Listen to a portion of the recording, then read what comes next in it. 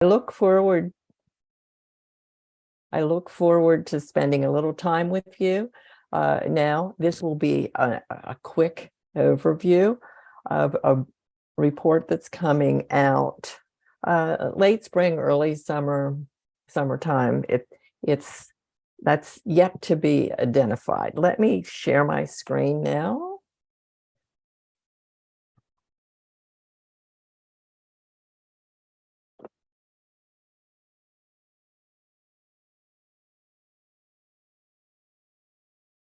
Let me see when I see it. Okay, I'm going to go into the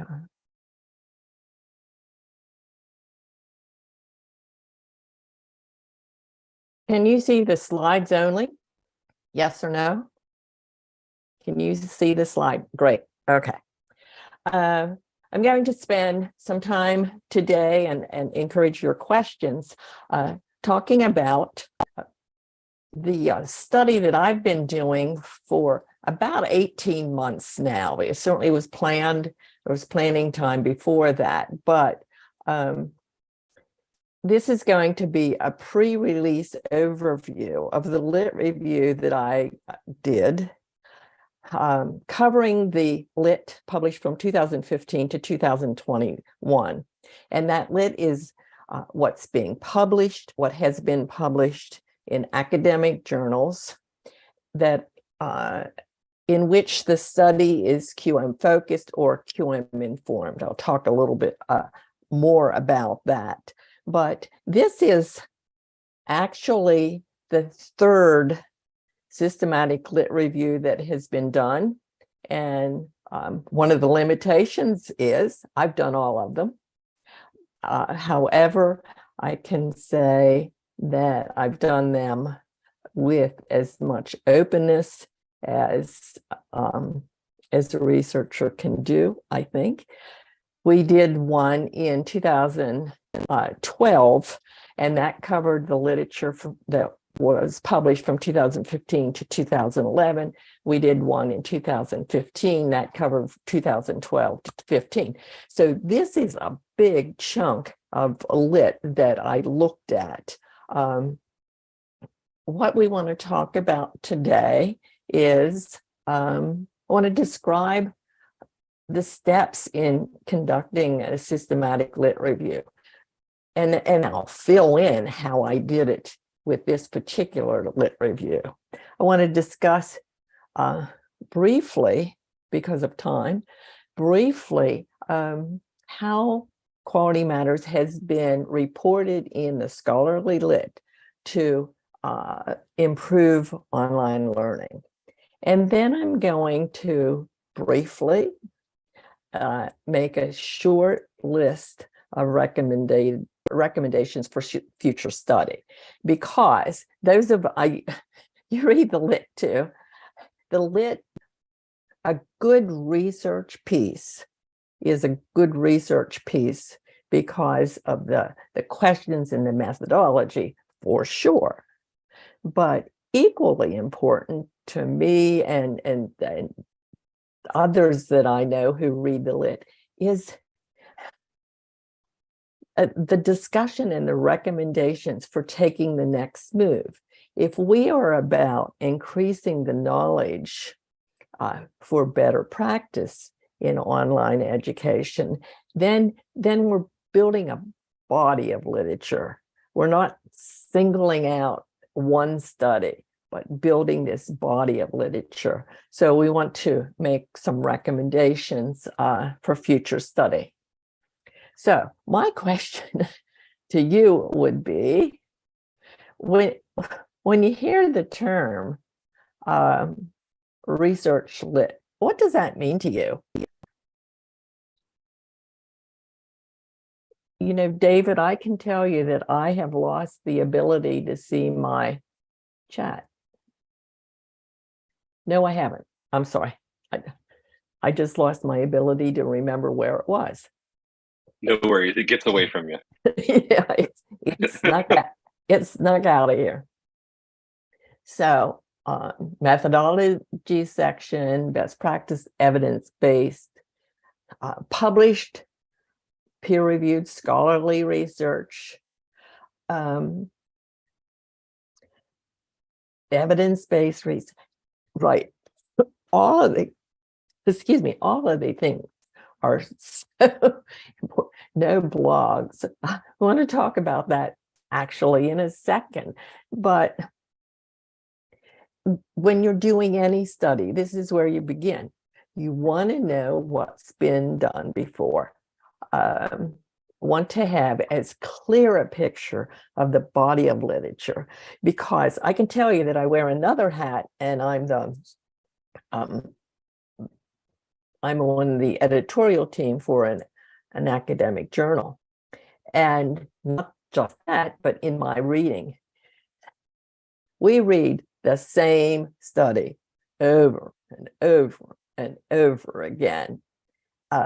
And the question is,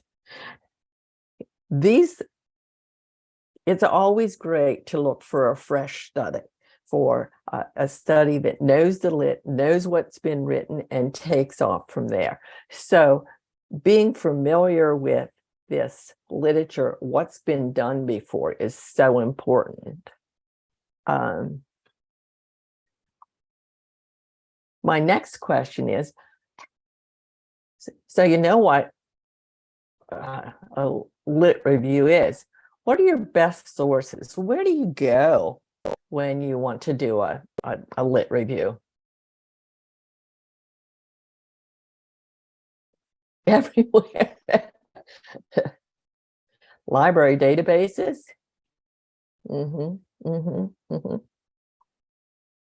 Peer-reviewed journals. Bethany's giving the American Journal a plug. Bibliography. Oh, absolutely. Reference lists. You know, those of us, my colleagues and I, that's the first place we look at. I happen to always go to the reference list to see where it is. Dissertations. Okay, so you have the idea. Since, in fact, about 2015, being published is so easy that it is confusing when you think what the research says, which is a phrase that if I ever use, remind me. I don't want to use that phrase, but the people go to all kinds of sources because it's so easy to get, quote, published. You can be published in a blog. You can be published in any of the social medias. You can be published in gray literature, and you can be published in, and I'll explain what gray literature is in a second, but you can also be published in one of the formal peer-reviewed academic journals. And for the large part, that's where I got the literature that I'm looking at today. And many of you have noted, go to your library databases. I say make a friend with your librarian. If you forget how to get into your research databases, academic library databases, such as ERIC, but then you can also do Google Scholar, which I did, and I'll talk a little bit about some of the challenges of, even when you narrow a study down, a lit review, it's still overwhelming. So I'm going to very quickly talk about how you do a lit review. I'm coming back to this and going to add how I applied it. Planning and creating, screening and searching and screening, reviewing and evaluating, extracting and documenting, executing and analyzing, and then you get to validating and writing. Those are the steps, and just reading them probably sounds like, well, it's sort of a checklist of things to do, but that checklist can be overwhelming. Oops, I want to go back to this. One of the key points I want to make, and I know I'm talking to the choir, so to speak. One of the most important things to remember is Quality Matters does have access to some data. We have access to the data that is created around official QM functions, period. That means we have data we can talk about and analyze, and we do, data from official reviews, inter-rater agreement, how often and which standard is met on the first try. We can do that. We have contact information, and we seek experience, user experience. That's what we have. What we do not have is we have no access, none, to your institutional data, which is why we depend on you to do this research that I'm going to be describing. We cannot, when the question comes, what does QM know about the impact of QM?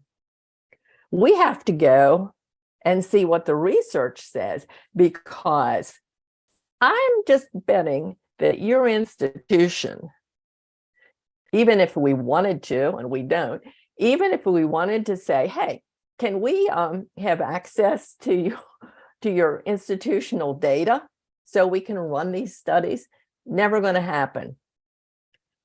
So what QM research department does is we try to provide these resources, tips, guidance for you, because the research describing the impact of QM is in your hands, in the hands of independent researchers. So that's really why we do these sessions. Quick questions. These are the questions that I had developed with Bethany's support that led to the research, the lit review rather. Wanted to look at how was QM reported in the scholarly lit? What tools and processes are being reported to being used with evidence to improve online learning?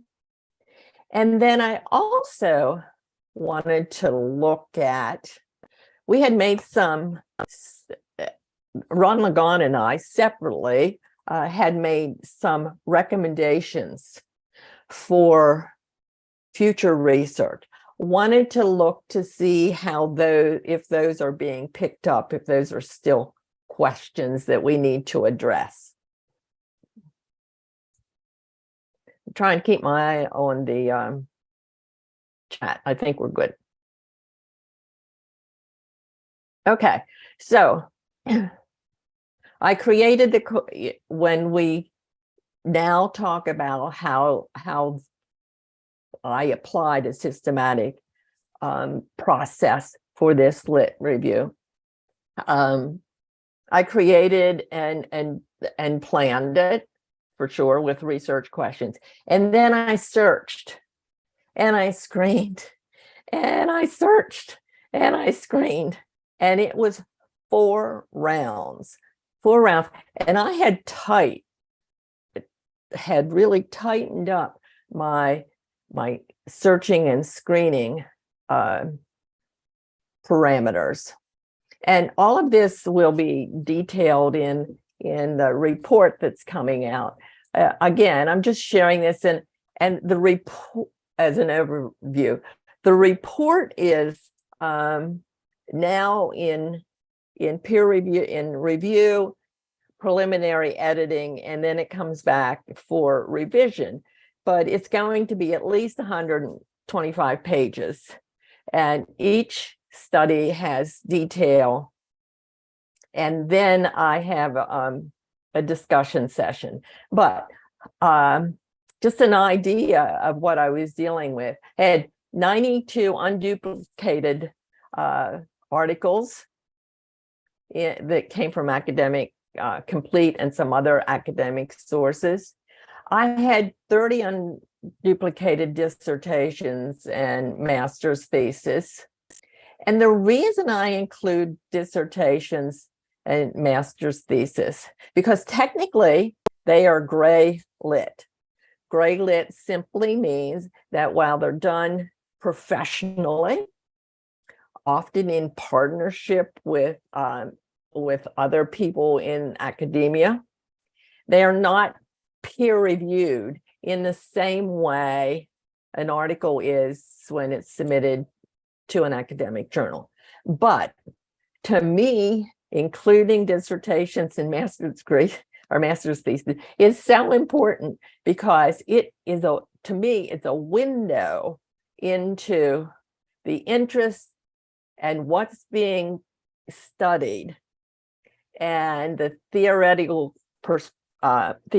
frameworks that are being presented in graduate school. So, and many of those people, they're either working in the field now and getting the degree, or they're going to work in the field. So dissertations to me is a meaty source of information.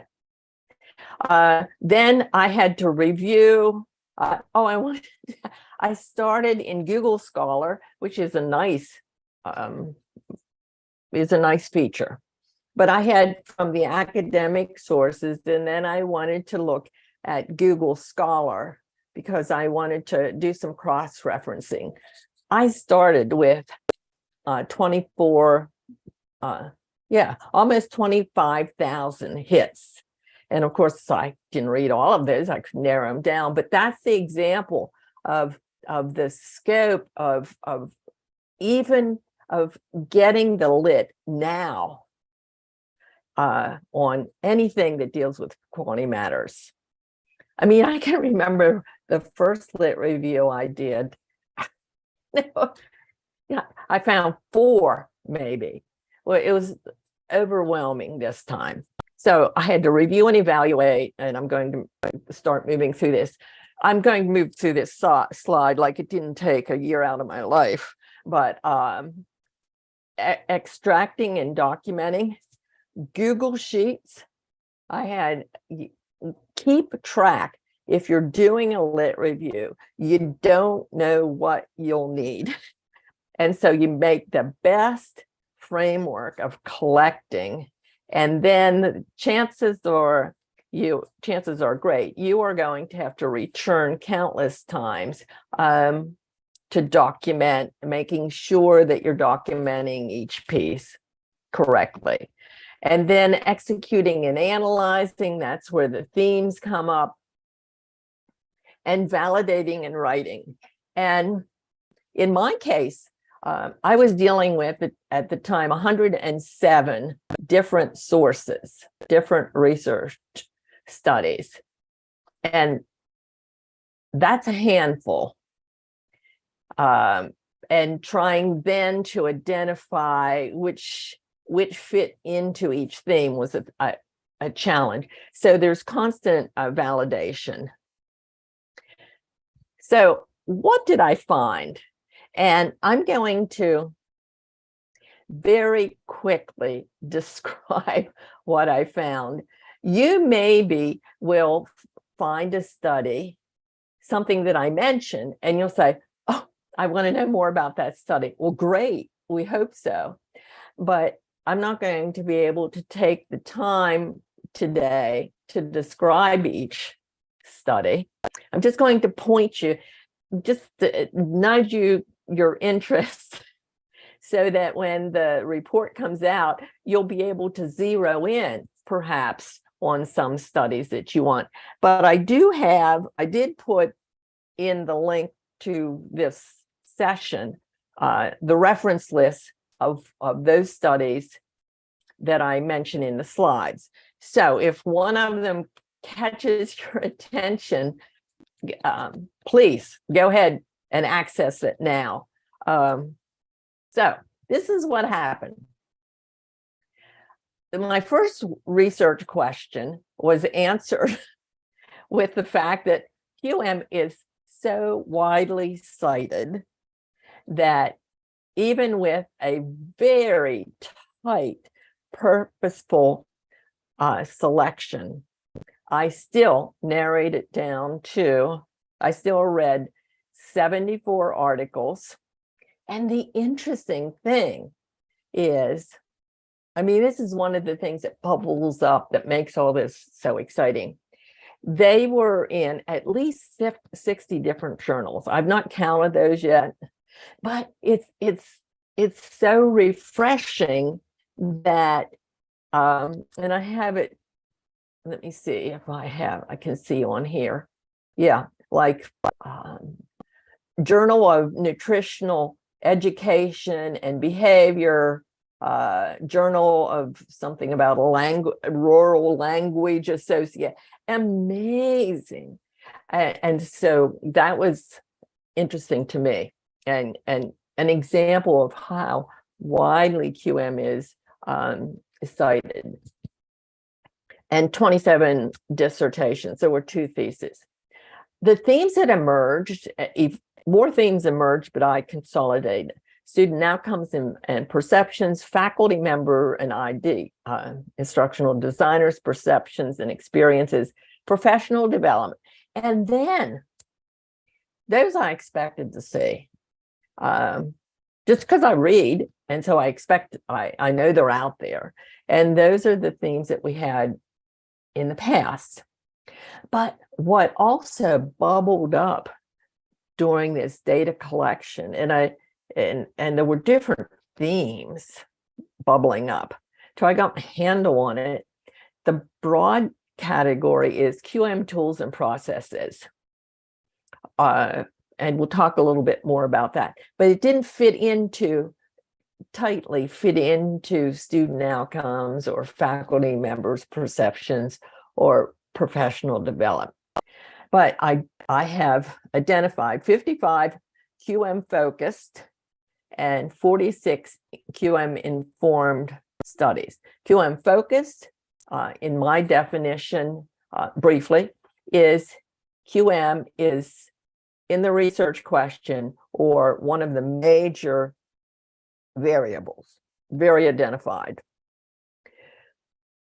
QM informed is, as you might imagine, it's one of the secondary variables or mentioned in the discussion, but it's still a part of the study. The methodologies used in those studies, 101 that I'm describing, 15 use quantitative, 17 use surveys. And I know surveys can be quantitative, but I wanted to count surveys because surveys are the first rung and the easy go-to rung of research. And I wanted to see if we were moving beyond surveys. 14 qualitative, 8 mixed, and then 47 fit into what I described as case study. Those can have methodology, and they can also be the experience of a reflective practitioner. So I use those as well. So my second question is, how was QM reported in the literature? Well, it was reported as being applied, and then it was applied, but I could tease out and see it was QM was being linked to, as it has in the past, but even more so, linked to pedagogical theories, different frameworks. The most common one, of course, would be the community inquirer framework. So I could see this linkage happening in the application.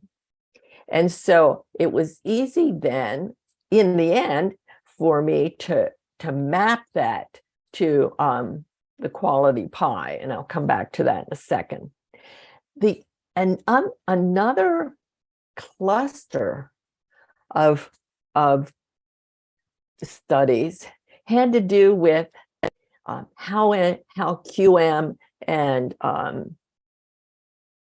improvements to online education, how that's being scaled. So those were the clusters that sort of came out of the literature.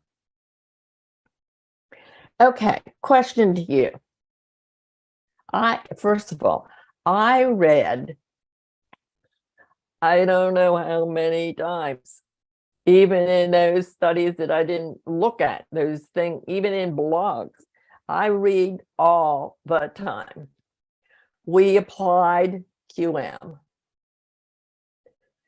My question to you is, when you read we applied, or when you use we applied QM, what's that mean to you? If you just put your ideas in the chat.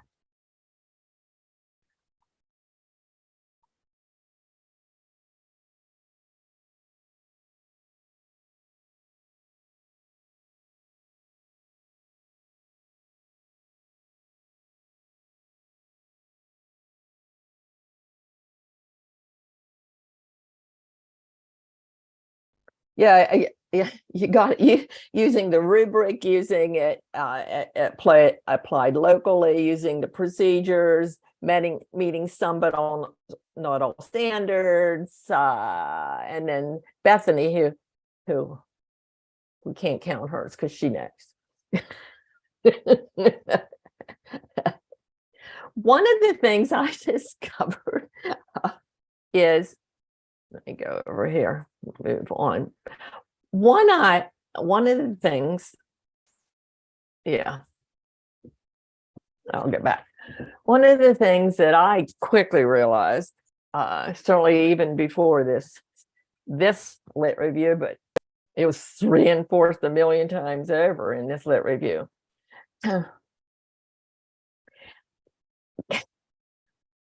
If you're reading a study, if you're writing a study, tell me what applied means.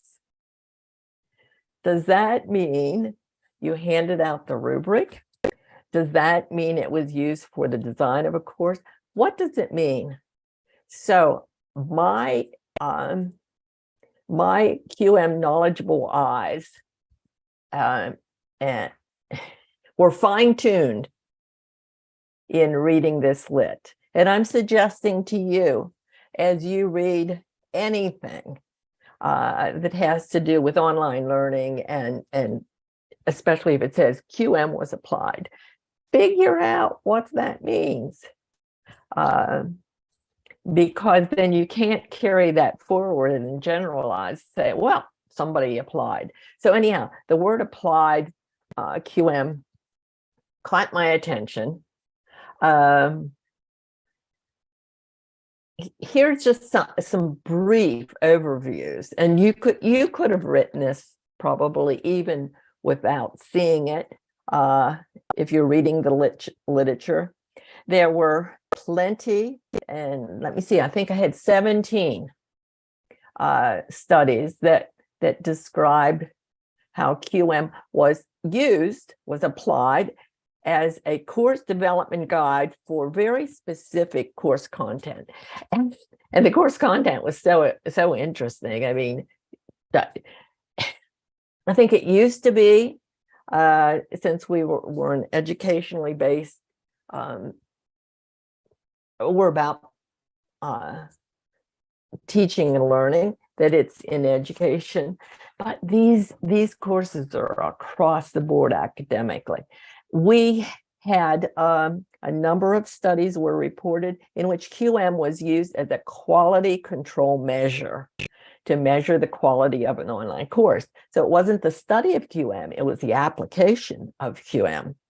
And then we have a wonderful, rich section of what we could call, well, we will call reflective practitioners who used Quality Matters as a gap analysis tool for their own course to increase learner engagement within their own course, to add more effective outcomes and assessment in their own course. So reflective practitioners, and may we always be that reflecting, studying your own course to improve it. It was also applied as a doable intervention, and it was applied internationally. I think we have 4 different countries in which QM has been applied. Looking at the QM pie, this probably looks familiar to you, and I'm not going to describe, because we don't have time, how each of these pieces of pie have been addressed in the literature. QM, I'm a consultant with QM. I can't speak for QM, but I've been involved since the beginning of time. And what I can say from my professional experience was QM was never only about course design. It's the piece of the pie that could be attended to, but it was always a part of the larger pie. It was never seen to be the one thing that you need to do to improve online learning. It was meant to be significant, and I believe it is. There's enough research, significant, but it needs to be related to different parts of online learning.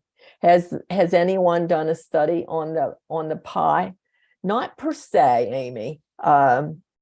What would you see? Would you see wonder if there are more slices in the pie? Would you wonder if the proportions? What would be interesting? Student and faculty readiness. That we have that. I mean, that's included in the pie. The whole pie question. We'll keep that in mind. What it is, it's a visual to help, to me, it's a visual to help us consider what kind of, it's to help us understand that it's not just design, that design is significant, but it's not just design. So I'm going to quickly move on. How are we doing with time, David? Got about 15 minutes left. Okay, so now I'm going to waltz through some notable, and I might say notable examples. These are not all of them, for sure. And I have highlighted 3 of the studies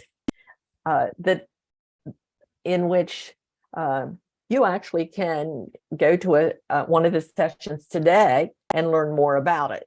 I think they're expanding their studies. So anyhow, gathering the student voice and student perception has always, since the beginning of time, always been of interest because we take the student view.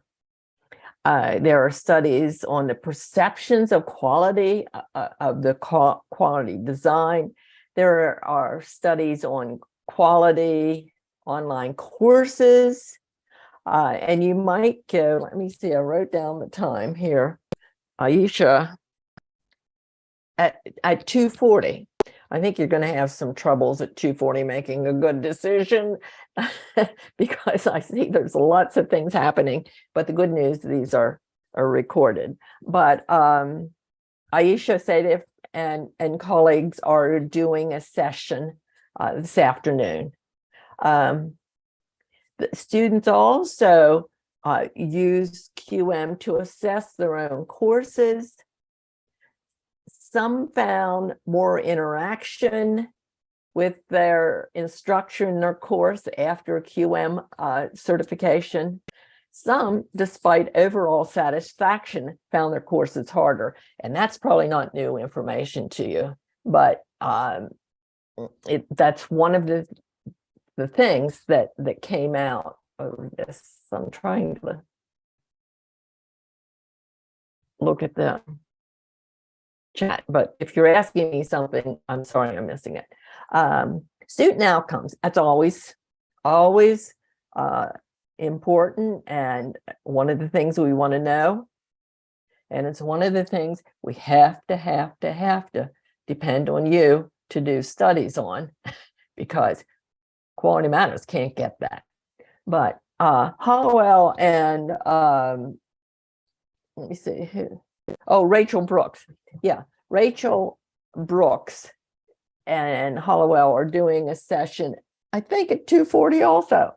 But they did a study that I reviewed in 2015. Final exam grades, overall course averages rose over 4 semesters taught by the same instructor who had made documented modifications after completing APP QMR, and it was informally reviewed.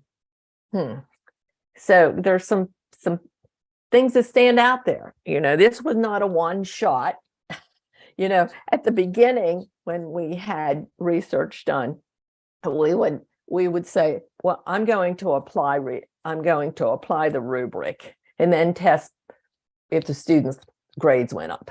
And so we never knew what applying meant, but the instructor maybe read the rubric, tried to make some changes, and then we looked if the grades went up. Over time and some consistency with the instructor. Another one, student engagement, course completion increased in a single course taught by the same instructor over 3 years after noted modifications were done. I'm going to talk a little bit more about this, but if you can see the gist, the student outcomes, and there aren't so many studies done on student outcomes, I can tell you. I think we have, I'd have to pull my notes. I think there are like 11, because it's hard to do. It's hard to do well, anyhow. It can be done poorly, but to do it well, it's hard to do. Faculty members in professional development. Something, if you're in professional development, some things that really sort of bubbled up in the research is faculty members using the QM standards to design or redesign a course for the first time found the process somewhat fuzzy, but it became clearer. And then related to that, TPAC, and most of you probably know TPAC as technology, pedagogy, and content knowledge. That was found to be an important introductory for instructors new to online, and in fact it helped them grasp QM principles and standards once they went through TPAC. And actually, we had a research grant in I think 2007, in which I think it was Cheryl Ward made this discovery with a small study, but we're seeing it more now in the lit. And then instructors who had completed 20 hours of training, had participated in official QM review, had experienced teaching and learning online were better able to have their confidence in producing a quality course confirmed. In other words, I might feel that I have just created the best course since sliced bread. If in fact that can be confirmed, that's something else.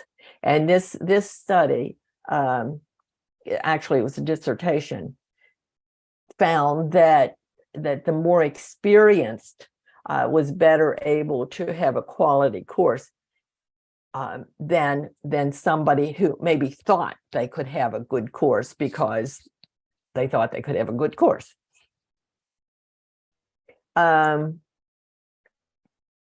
LMS.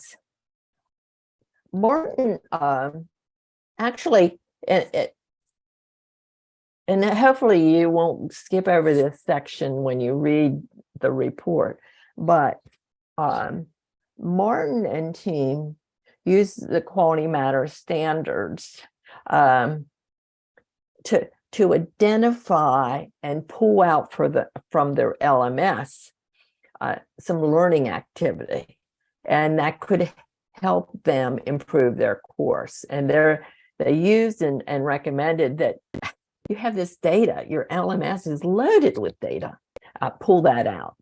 And then Sun clustered some data and, I'm sorry, some QM standards, and looked at technology, and the premise and finding there from, I think, 150 students was, while technology was used, it wasn't necessarily used well to give them access to the content. Okay, and then this one, this actually came originally from a Quality Matters conference session that we invited and turned into an article. But when we're looking at implementation of Quality Matters, these folks did this incredible study, building a sustainable Quality Matters community of practice, and they explored it through social network analysis. And this was within 1 year of their faculty and staff receiving APP QMR and the first year of implementation of Quality Matters. They followed these people and looked at who's communicating with who, where do you go for questions. The sad part is we reached out to these folks hoping that they would do a follow-up study or do a longitudinal. And this is one of the problems. One of the problems is good folks get promoted out of their jobs sometimes. So the folks who did this study and the folks who are on here in blue dots and blue triangles and green dots, they either left the organization or moved out of the organization. So it's still worth it. And I'll come back to this again. I'm going to, how are we doing, David, with time? About 10 minutes? I was just about to message you. 5 more minutes left. 5. Okay. We are spinning our wheels now. Okay. Scale, we can talk about scale. And I can tell you that Raymond Sia is doing a presentation right now that you'll want to catch. Lots of notables into instructors transferring back to the classroom. Okay. So my question 3 is, were any of the previous recommendations, do I see any evidence of growth? And I'm not going to spend much time at all. Yes, there's more controlled variables. Replication is a mark of diligence, and we saw some replication, clustering of QM standards, diligence, and I'll talk a little bit more about that. Longitudinal, there are a few longitudinal. There are those folks who use institutional data and implementation studies. So what does the future look like? For me, and I asked Barbara, who's always good, Barbara Birch is always good with coming up with really cute, what would I say?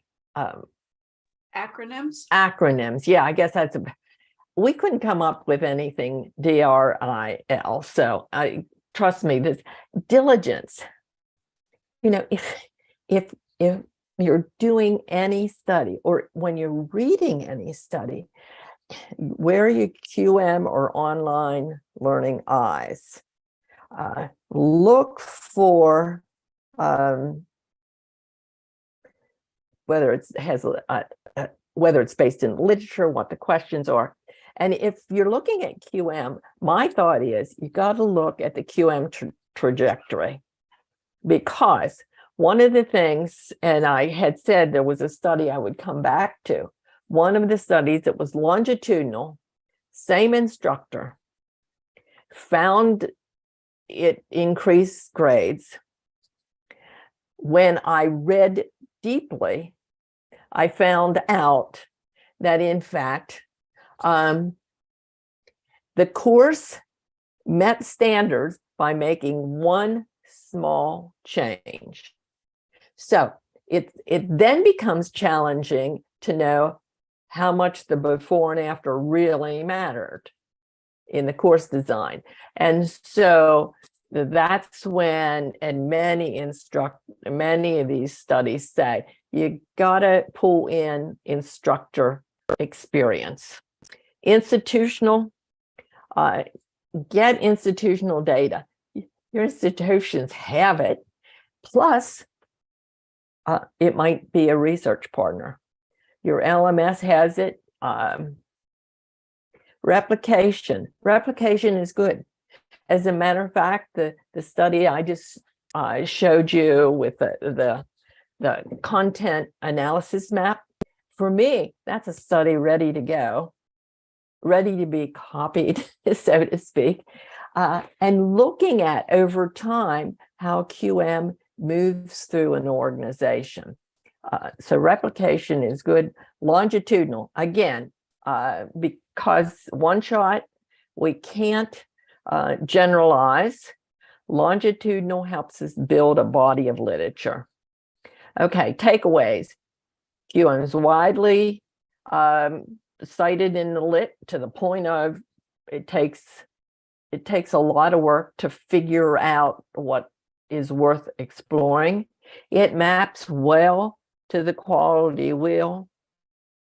QM diligence in design and discussion found in some studies. Transparency and credibility are still needed. If you write anything, be as transparent as you can. Longitudinal and institutional data. Where's your institution at in what they would call implementation? 1 minute. So I was going to say, what's the muddiest point of information that I shared so quickly? Because, and please email me if you'd like, the report is in final drags now. It will be reported, but I'm still revising. So if you can give me any tips without even reading it to this point, please do. Question, does it matter? Absolutely. We're about building a body of literature. not a single study, but building a body of literature. So thank you. David, there's probably not time for questions. Yeah, unfortunately, we have to kind of move on to the next session. However, Bethany did put your email in the chat. So if anybody has any questions, or if you happen to think of something, later in the day that you want to reach out to Kay and ask, you're more than welcome to send her an email. Mm-hmm. Well, thank you for listening to the last 18 months of my life. It's nice to talk to somebody about it. My husband's tired of hearing about it. Thank you, Kay. We are eagerly awaiting this report. So when it comes out, you can already see you have a big audience ready and waiting to read this. So the last 3 years of your life were not